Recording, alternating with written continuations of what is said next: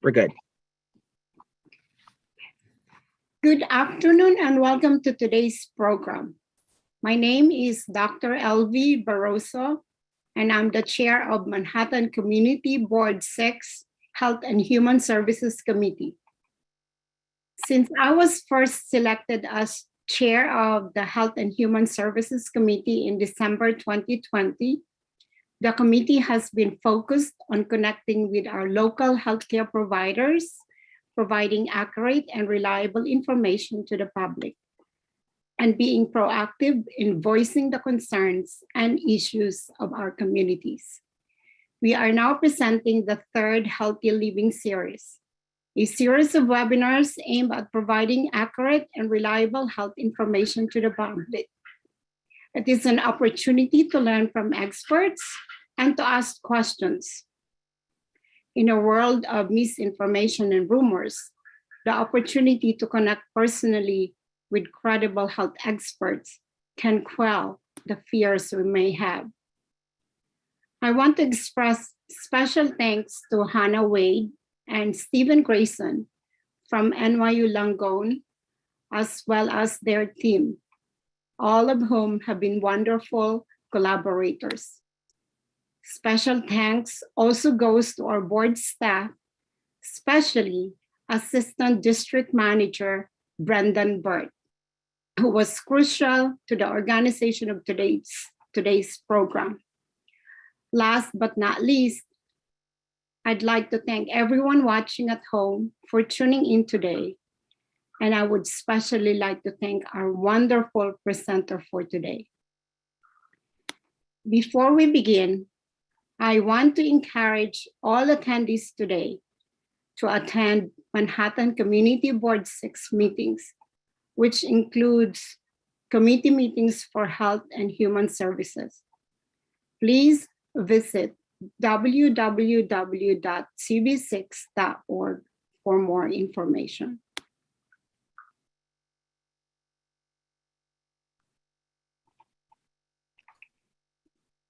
Our speaker today is Kate Baird, who will discuss in detail the many health benefits of exercise and demonstrate some easy activities seniors can do right at home to improve health, strength, flexibility, and cardiovascular fitness.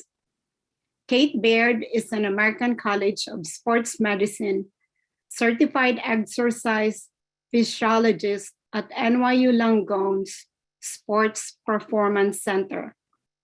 As a sports health expert with a background in metabolic research, strength, and conditioning, and as someone with a supreme love of helping people find their fitness, Kate has worked across New York City for over 10 years and has spent teaching at Brooklyn College, researching diabetes at Mount Sinai Hospital, and helping New Yorkers make sense of and improve their health.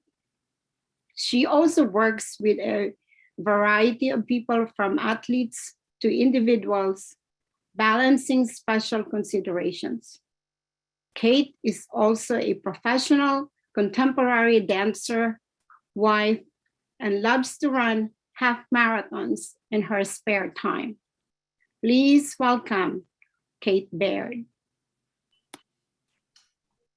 Thank you so much, Elvie. Thank you. It's great to be here with all of you. I'm excited to talk a little bit about getting more active, staying active into older adulthood. So without further ado, I'm going to go ahead and share my screen and we'll get this party started. All right, so as Elvie mentioned, we are going to be talking about staying active into older adulthood. Here is a nice little snapshot of me running one of those half marathons that Elvie mentioned. But when I'm not running, you can find me here at the Sports Performance Center, working with a whole bunch of different kinds of people, but definitely spending some extra time with older adult populations. I teach a few classes here, and we'll talk a little bit more about that at the end of the presentation. So we are going to be talking about exercise and older adulthood today. And as many of you may know, as we age, we naturally see changes to our cardiovascular health, musculoskeletal changes, and even cognitive changes are among a few of them. For cardiovascular changes, this might feel like a decreased stamina, maybe feeling more tired on walks or going up the stairs, trouble doing different sports or activities that you may have been able to do in the past, decreased vascular function, and maybe even some increases in systolic blood pressure. For our musculoskeletal changes, you might be familiar with things like arthritis, osteoarthritis, muscle weakness, or sarcopenia, even osteoporosis. And all of these things can weaken our grip, making it a little bit more challenging to maybe do some of those everyday activities that we're used to doing, even difficulty walking, low back pain, and just trouble generally recovering. In terms of cognitive changes, we sometimes see changes in mood, changes in sense of well-being, and even memory. The good news is that research has shown for decades that regular exercise and physical activity provides many benefits to help reduce or slow down some of these changes and improve quality of life into older adulthood. So the benefits of regular aerobic and resistance exercise in older adults is backed by research. And we'll talk a little bit about the differences between aerobic and resistance exercise a little bit later. But generally, we have a long list of things that we see improvement in: muscle strength, endurance, your balance and gait, right? That's your walking skill, fine motor skills, even using the hands, flexibility, cognitive function, improvements in cardiovascular health, helping with that blood pressure and even helping to ameliorate or slow down cardiovascular disease, and even changes or slowdowns in decreases in bone mineral density. We also know that exercise lowers your risk of some of the more considerable changes like hypertension, diabetes, different forms of cardiovascular disease, stroke, osteoporosis, and even peripheral vascular disease. So exercise gives us the opportunity to help work on a lot of these things that can make aging a little bit harder. So let's dive into what physical activity and exercise really means. So in general, when we talk about physical activity, I like to say physical activity beats a sedentary life, all right? When we think about a sedentary life, it's important to know that sedentary behaviors help contribute to some of those declines that we talked about earlier. And sedentary just means kind of still, right? So those behaviors might include sitting a lot, working at a desk, maybe riding in a car. Any amount of time during your day that you're not really moving, that's sedentary time. So as that time adds up, we start to see an increase in some of those more challenging things. So being physically active throughout the day is a great way to beat a sedentary life. Physical activity decreases that time. And physical activity includes all movement throughout the day, even during your leisure activities. So think gardening, walking to the store, maybe playing with grandkids or friends, playing sports, and of course, exercise. So when we look at all of our big names out there, the ACSM, the WHO, CDC, they all recommend that adults ages 65 and older aim for 150 minutes of moderate intensity aerobic activity per week. And moderate intensity usually is about the same intensity as your brisk walk. And of course, resistance training exercise on 2 days per week. So all of the activities that are of moderate intensity throughout your week, it ends up being about 30 minutes on 5 days, add up. And that's our goal. Now, that doesn't mean that you should go from 0 to 150 necessarily. And we'll talk about how to slowly ramp that up. All right. And we also want to think about including things like flexibility training, balance training to help with your balance, and agility training.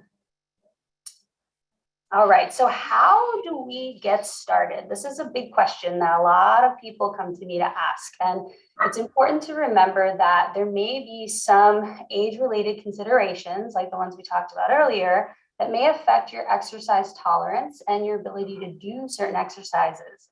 So it's always important to consult with someone that you trust, hopefully a physician, And then even an exercise physiologist, maybe someone like me, to see if there are any special recommendations for you, all right? You wanna get that all clear.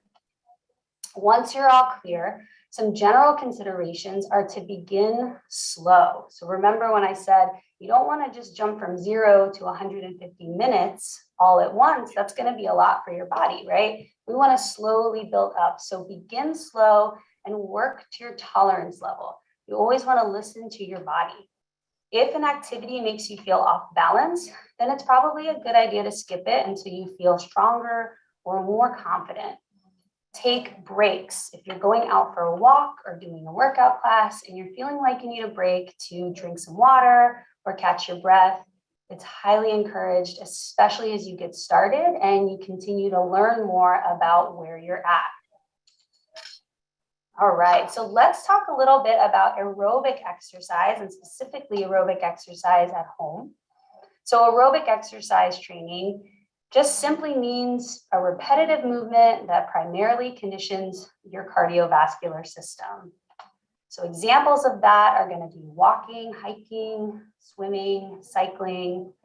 The list goes on and on. Anything that's kind of repetitive in nature that you might be able to do for 5, 10, 30, 60 minutes at a time, that's going to be your aerobic activity. It's going to help to build your cardiovascular fitness.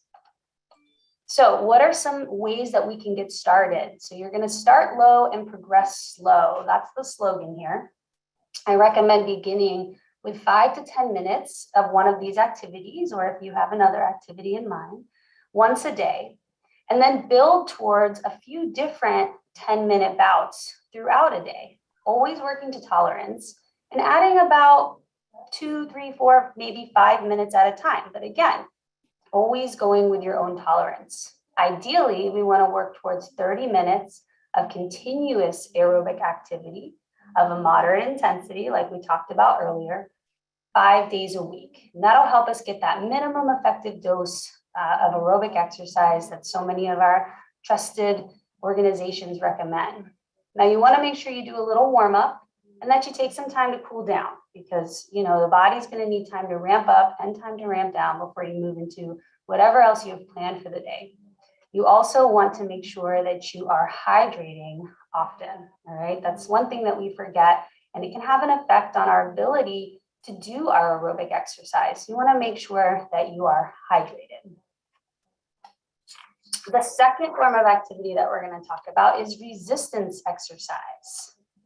So resistance exercise uses specific movements plus a resistive force to condition your muscles, your tendons, and even help to condition your bones in a way. So a resistive force, what does that mean, Kate? Well, that can be a couple different things. That can be your own body weight, which is really useful when you're working at home. Elastic bands. So if you've probably seen exercise equipment, little bands with handles, or just really stretchy bands. Those are easy to store at home, easy to get. You might also have dumbbells or weights or exercise machines if you are familiar with attending a gym. But also other things around the house can be used as a resistive force, including canned goods or a jug of water, a bag of potatoes. I'm all down with getting creative. So we really just want something that holds weight and gives our body weight.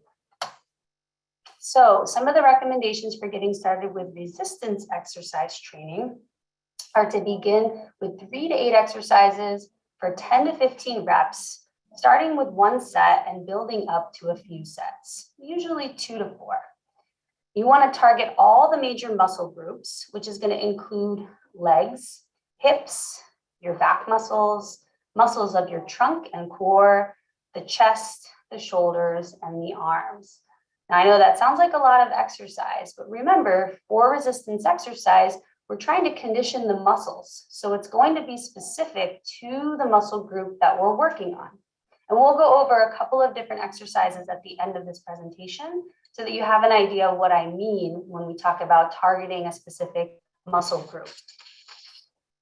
And again, you want to make sure that you're hydrating often. This is one of the most simple ways that you can help to build up your tolerance and ensure that when you're working, you feel good while you're working.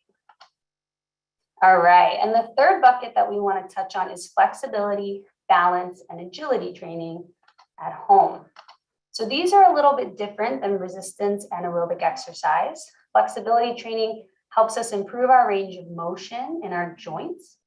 We can achieve this type of training through both dynamic or moving stretches and also static, non-moving stretches. We generally perform our stretching after strength or aerobic exercise. It's a good way to cool down. And we recommend that you participate in flexibility training 2 to 3 days a week. And you can hold your static stretches for around 60 seconds, 30 to 60 seconds. But again, you want to work to tolerance. You never want to push far into pain. Stretch as far as you feel comfortable. You should feel a little bit of tension for each of the stretches that you do. For balance training, this helps us reduce risks of falls and helps improve our overall stability so that when we're standing in certain positions or we need to maybe stand on one leg, we feel stable, which is really important as we get into older adulthood. We want to try to prevent things like falls because often falls lead to breaks, and that's not fun for anybody. So for balance training, we look to do a mix of dynamic or moving and static, non-moving poses and movements. And I'll show you an example, 2 examples of those when we go through our demo. We recommend that you work on this 2 to 3 days a week and go through it 2 to 4 times per movement. And the last bucket is our agility training. And agility training also helps with gait, and it especially helps with things like changing direction, changing speeds, and helps us be better coordinated. So if we're out there navigating the world and we need to make a change in direction or we need to make a quick movement, we're better set up to do so and feel confident. So to train your agility, you're going to use a mix of coordination exercises or stepping exercises, and even gentle hopping or jumping when you feel ready. And again, we recommend working on agility 2 to 3 days per week and including these types of activities for only 20 or 30 minutes total. All right, so putting it all together, as I promised, we're going to go through a little bit of a demo for some of these exercises so that you have some examples of things that you might want to try today at home. So I'm going to go ahead and stop this share. And I'm going to go ahead and take you guys through some of those exercises right here, right now from NYU. All right, so let's start with some strength training first. So you're going to use a chair for this first exercise. Any size chair will do. And everybody knows how to sit in a chair. So you want to start there. And the first muscle group we're going to work on is the lower body. So our legs and our hip. So with the feet nice and parallel out in front of us, this is our sit to stand. So we're going to take our arms across our chest. When we're ready, we're going to lean forward slightly and we're going to stand up nice and strong. My toes are pointing forward, my knees are pointing forward. As I stand, I straighten my legs and then I slowly sit back down. This is a great beginner exercise for the lower body. Now to give you a little bit of a front view, again, you want to think about keeping everything nice and square to the front. Arms across the chest so your chest stays wide, and standing up nice and tall here. Working those legs. All right. The second exercise is going to use one of those elastic bands. So this is an example. This is a TheraBand of a band that you might find and bring home to use. But you certainly can use the kinds that use handles as well. So for this next exercise, we're going to work our chest muscles. So you're going to take your band and you're going to place it around the back of the seat, and you're going to have a seat in that chair. You're going to scoot to the edge and lean back. And we're going to do a chest press here. So I'm going to walk my hands back on the band, and I'm going to press my arms forward into a nice chest press, and then slowly bring them back so my elbows come right out to the side. I recommend exhaling as you press forward, inhaling as you come back. You can also do this with dumbbells or canned goods if you have those available. This is gonna work the major muscle group of our chest and arms. All right. The third exercise that I want to show you is still seated in the chair. So this is a great way to get started. We're going to take the band and with our feet out in front, we're going to loop the band over our shoes, grab on with both arms, and we're going to do a row and work our back muscles. So sitting up nice and tall, we're going to exhale as we pull back, shoulder blades come together. Inhale as you come forward. Pulling back and coming forward. Seated row. You want to think about sitting up nice and tall, keeping your back nice and flat behind you, and feeling strong in your core. All right. I have one more strength exercise for you. You may have heard of it. It's called the plank. So when we're performing a plank, it's always a good idea, again, to start with something that feels very tolerable. So maybe not going right to the floor, but we can actually use the surface of our chair to perform the plank. This is going to work our core muscles. So with your hands flat on the chair, walk your feet back and find a nice long plank position. So you're not going to have your hips up. You're not going to have your hips way down. You're going to find that nice middle ground. Have your shoulders right over your hands, your heels slightly lifted, and while breathing, continue to hold this position. This is going to work our core and our trunk, but also our upper body and a little bit of our legs.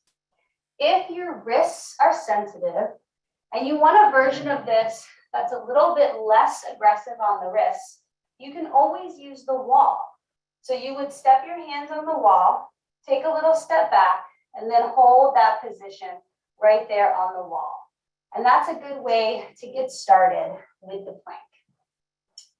All right, so moving on from strength, we're gonna look at balance exercises next. So starting with balance on one leg, you wanna be next to a wall, standing with your feet together. And this is called stork pose. So for stork pose, you're gonna lift your right leg and place it on your calf. And then we're going to try to lift one arm out to the side. You can hold on to the wall if you'd like. But once you feel steady with that exercise, we're going to try to hold both arms out. And typically, we hold this position for about 30 seconds. It's a good goal to get started. After finishing one side, you can take a break, find that stork pose on the other side, and then hold the hands out. It's a really, really great exercise to help work on your balance. Remember, you can always use a chair or a wall. It's important to be safe as you get started with these exercises, making sure that you have somewhere to hold on to because you don't want to fall. The next balance exercise is one that moves a little bit more, and this is going to be called our tandem walk. So again, if you're just getting started with this exercise, I want you to do it next to a wall so that you have that little extra bit of stability as you work through it. So pay attention to my feet as I talk you through the tandem walk. So starting at the back of your space, you're going to step your right leg heel right in front of your left toes. It's almost like you're walking on a tightrope. See that? Now this seems pretty simple when you've got the wall next to you, but once you feel confident, we like to try it off the wall and see if we can walk that tightrope nice and slow with the hands on the hips or with the hands out to the side. And this is more of a dynamic balancing exercise. The first one we did was more of a static balance exercise. Moving for dynamic, non-moving for static. All right, let's go into some agility exercises next. And I'm gonna have you focus on my feet again, because that's gonna be the most important part of an agility exercise. So we're gonna start with quick feet. I like to tell people it's like you're doing a very miniature run. All right, so this is what it looks like. To set it up, you wanna sit your hips back a little bit. I like to hold my hands out in front for balance, You're gonna do really, really quick little jogs with your feet. I'm not really lifting up very hard, but I'm working on some speed. Now, once you get that down, you can practice changing direction nice and slow. So starting out facing forward, then maybe turning to one side, maybe turning back, turning to the other side, and back. And again, with these types of exercises, you want to make sure that you always start with a slow progression. So maybe only doing 10 seconds at a time and then slowly building to 30 seconds or so. Now, if that's pretty simple for you, I'm going to show you one more agility exercise to help get you moving. So this is a little bit of a ladder drill. So from your feet together, sitting your hips back, we're going to step the feet out, right, left, and then in, right, left, out, and in, out, and in. And again, going for a nice quick cadence here. Go for 10 seconds to 30 seconds, then take your break. And then you'll want to switch your leading leg. Left, left, left, right, left, right. And then the better you get at it, the faster you can move. Everything takes practice. All right, guys, so that's another example of some agility exercises. The last bucket that I want to take you through is flexibility. We're going to do it at the end because typically you want to do your stretching, static stretching especially, after you've done your workout. So let's go through a couple of stretches. I'm going to bring the chair back out. Now, since we worked our legs a bit, we'll stretch the backs of our legs first. So from your chair seated position, I want you to extend your right leg out, and we're going to use this left leg for support. So you can have both hands on this leg, lean forward with a nice wide chest. And if you feel comfortable, you might even rest your elbow on that knee and then reach your hand forward. Now you should be feeling a nice stretch down the back of your leg, but it's going to be different for everybody. You may also feel a little bit of a stretch in your back. So again, with flexibility training, we want to find the position that gives us a little bit of tension, but we don't want to find a painful position. We want to be able to hold it for 30 to 60 seconds. All right, go ahead and do the other side. You want to make sure if you're doing a leg or arm stretch, you always do both sides, reaching forward here. Good. All right, next up, let's stretch our chest and our back a little bit. So we're going to do a seated cat and cow pose. So from sitting up, I want you to take your arms out. We're going to draw our arms back, inhale and arch just a little bit, and then exhale, round your back and push your arms forward. Inhale, pull your arms back, nice wide chest to stretch those chest muscles. Exhale, push the arms forward, and we're stretching those back muscles. Inhale, exhale. Inhale, and exhale. Very good, everybody. And then lastly, one of the stretches that can feel really good for a lot of people is going to be stretching out your neck. So to get started, take a couple shoulder rolls here. Make sure that you're going front, up, back, and down. And then after your last one, go ahead and press your shoulders down so they're moving away from your ears. And then we're going to start by taking the right ear slowly toward the right shoulder. And just hold this nice and gentle. We don't want to go too aggressive. You should just feel a nice light stretch here on the side of the neck. You would hold this for 30 to 60 seconds. And then come up. And then left ear to left shoulder. Again, stretching this side for about 30 to 60 seconds. Hopefully, there's a few of you trying this at home and it feels really nice. And come back up.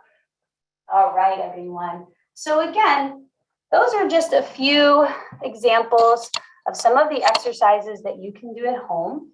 For aerobic exercise, these are your walks, maybe going up and down a flight of stairs, going on a bicycle ride, But again, focusing on building up in slow bouts to that 150 minutes of moderate activity per week.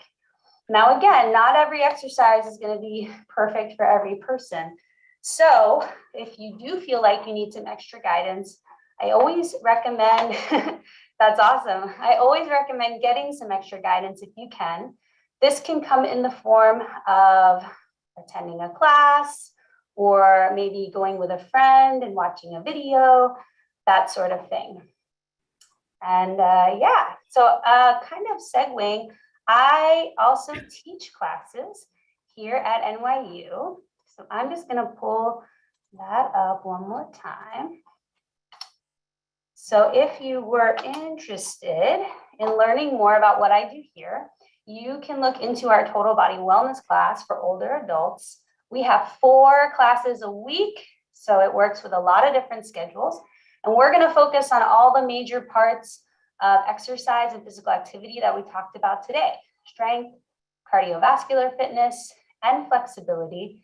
And if you want to learn more or to register, the email or the number on the screen will help put you in touch with us.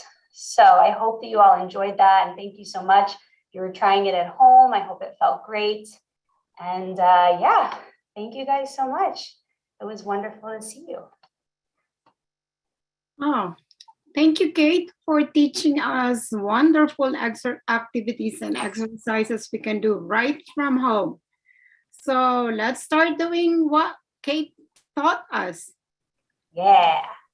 Yeah, so now we turn to questions from the audience that have been submitted through the Q&A feature of Zoom. And I will ask some questions as well as from the Q&A feature of Zoom.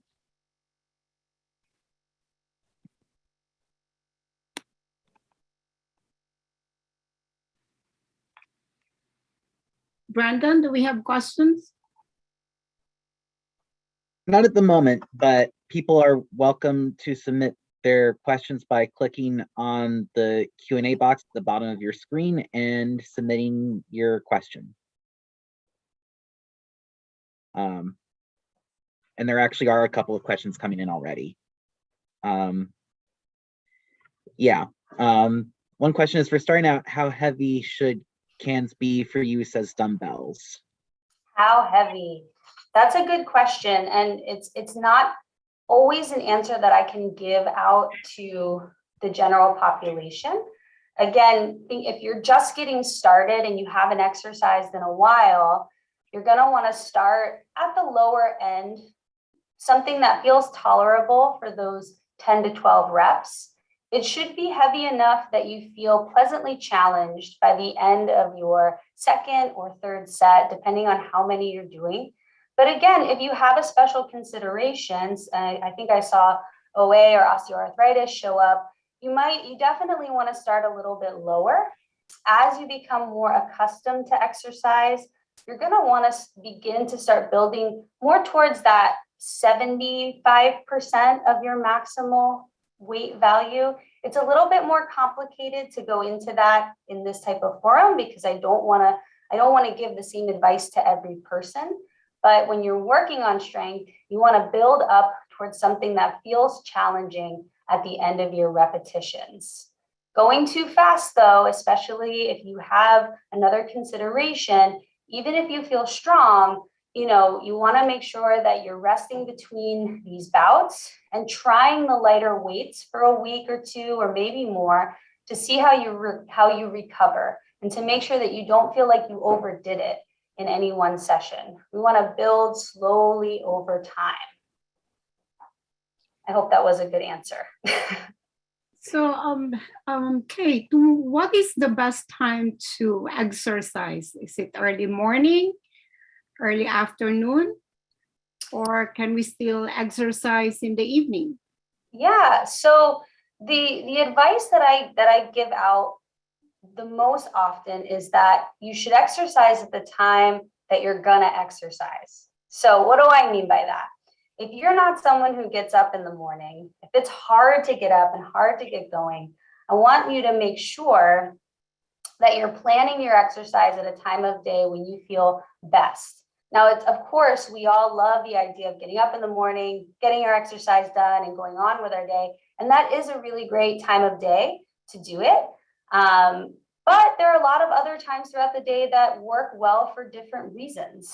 What I would say about working out at night is just to be mindful that when you exercise, you're going to wake up your system and you might have some trouble falling asleep if you're working really close to bedtime. So that's one thing to consider. Otherwise, you want to find the time that works for you. Exercise is best when you do it.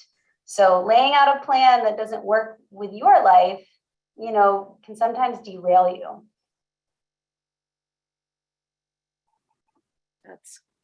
Yes, that's true. But how do we track then our progress after we start exercising? Yeah, so it depends on how you like to track your progress. Some people like to keep an exercise diary where they might keep track of the weights that they use and the repetitions that they're able to complete. Others simply enjoy feeling more fit. So you can use how you feel in other activities to gauge your fitness level. If you normally go up 3 flights of stairs once a day to get somewhere where you're going, as you continue to integrate more exercise into your life, you might feel like you can better tolerate those 3 stairs. So it's sort of an individualized thing. I recommend that if you really like to keep track of things and you like lists and it's important to you to see it, keeping an exercise diary is a great way to do that. But if you're someone who likes to feel the difference, then it might be apparent to you as you get better and better that you can do more. You can walk longer, you can lift more weights, you can play with your grandkids longer. Those are the kinds of tracking that feel, that work well with different personalities.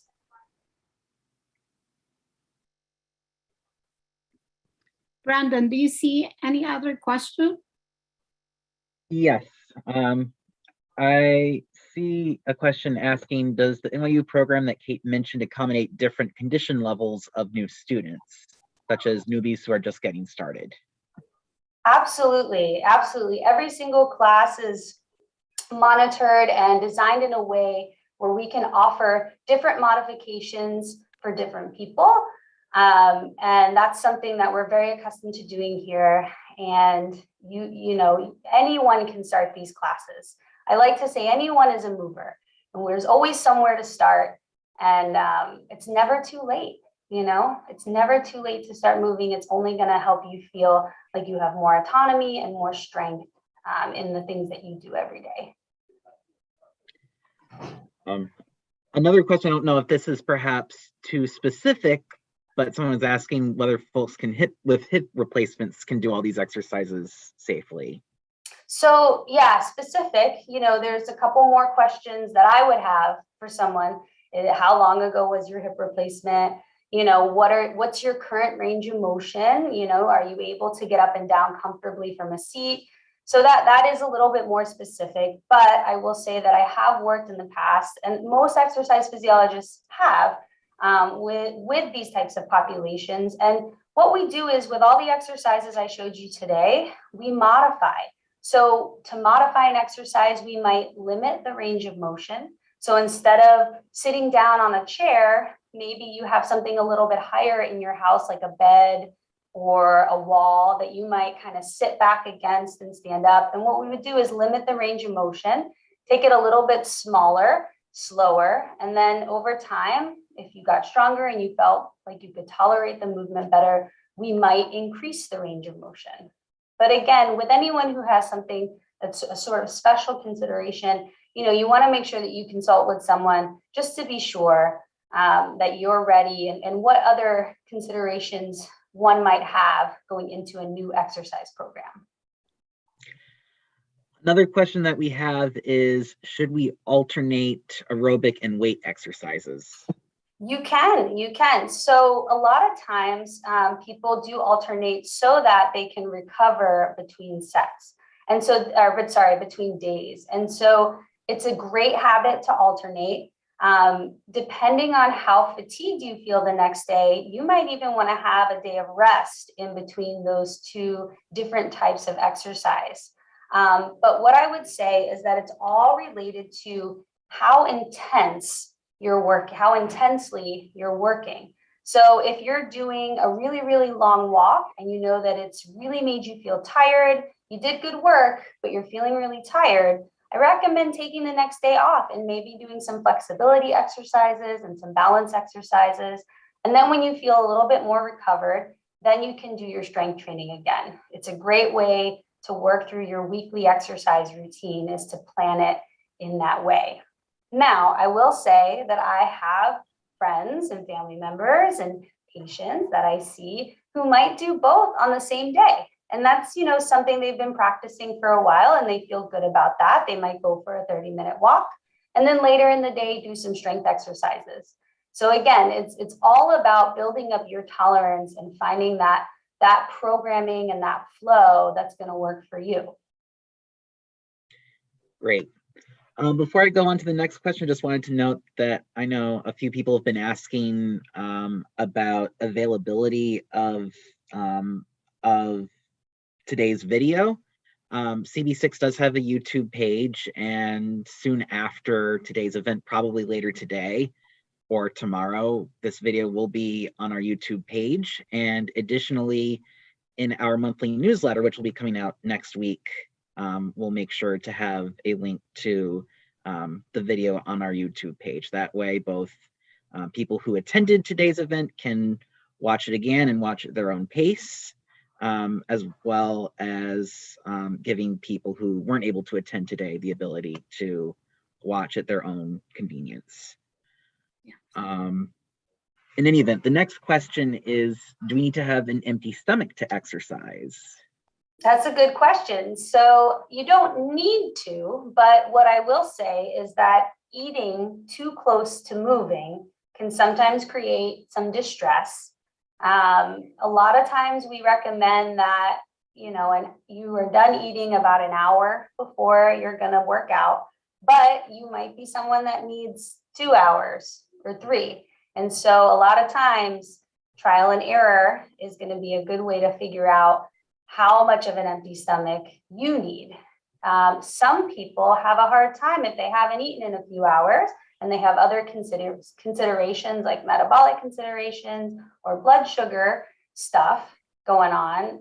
Working out on an empty stomach might not feel great either. So once again, the end result here is that each person is a little bit different, and figuring that out in collaboration with an exercise professional is probably a good idea, but you don't need to have an empty stomach necessarily.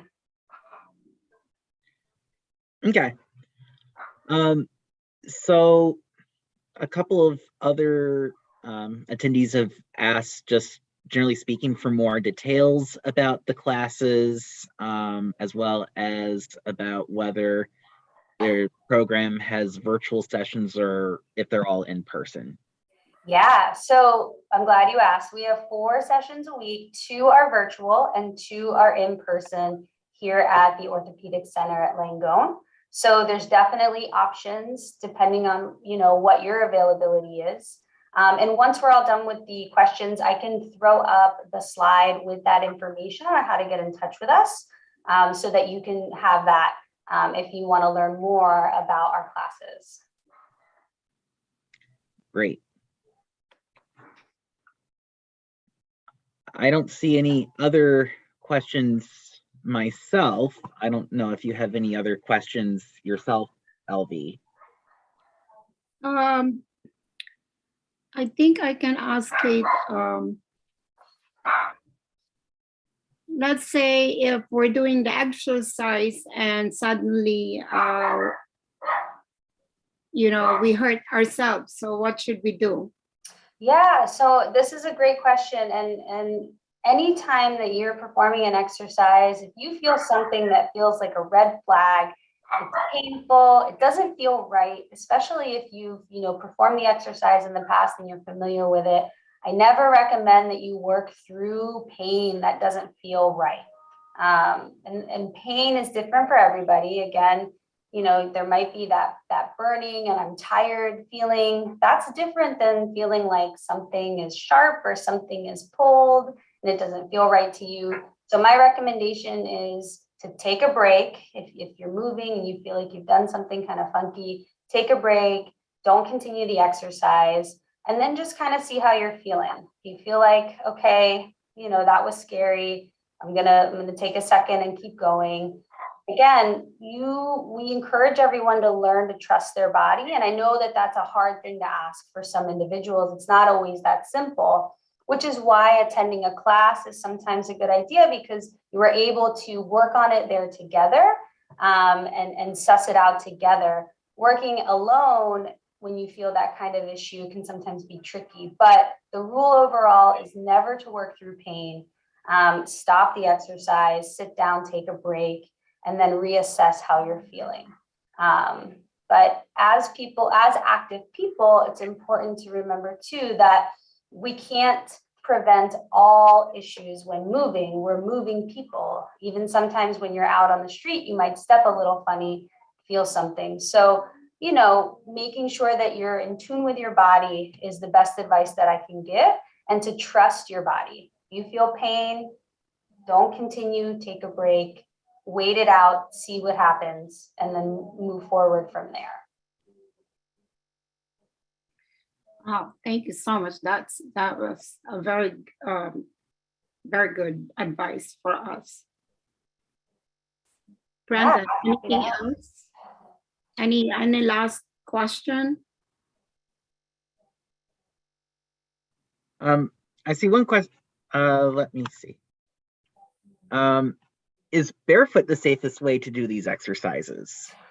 Ooh, you know, I love this field because there is no easy answer to any question. Maybe for you, it's hard to know. It's really hard to know. A lot of times if people grew up dancing and they're doing yoga, or you spent a lot of time barefoot and you feel good barefoot, sometimes putting on shoes doesn't feel great.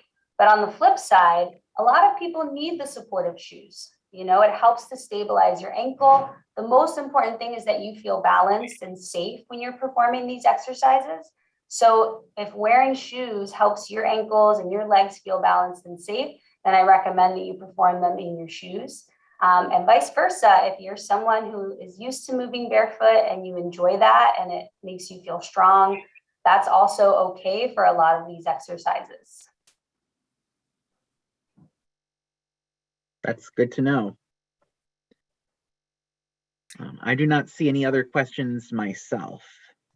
Okay, so I think our last question would be, so Kate, in your opinion, would you recommend us to come for a class or to do these exercises on our own?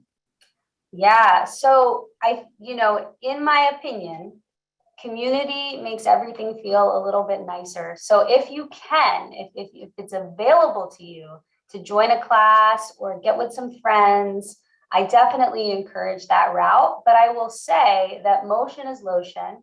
And if you rest, you rest. So if working out at home on your own is where you are and where you can start, I want you to move, right? I want you to find a way to start moving, even a little bit at a time, even if it's on your own, to get the engines going and to help improve your overall fitness and health. Research backs it up. It's going to help you feel even better than you already feel. So I encourage the class, but if that's tough, get moving on your own, give it a try, see how you feel. Thank you so much, Kate. Yeah, thank you guys for having me. It was really fun. Yeah. So again, thank you again to our wonderful speaker, Kate Baird. It means a lot that you took time out of your schedule to talk about the many health benefits of exercise and demonstrate some easy activities seniors can do right at home to improve strength, flexibility, and cardiovascular fitness.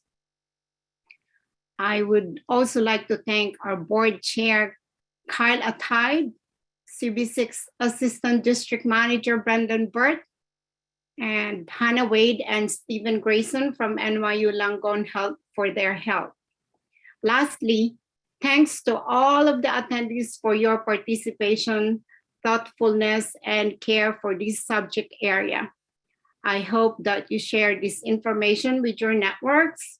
This program has been streamed on YouTube for ease of shareability. Have a good day.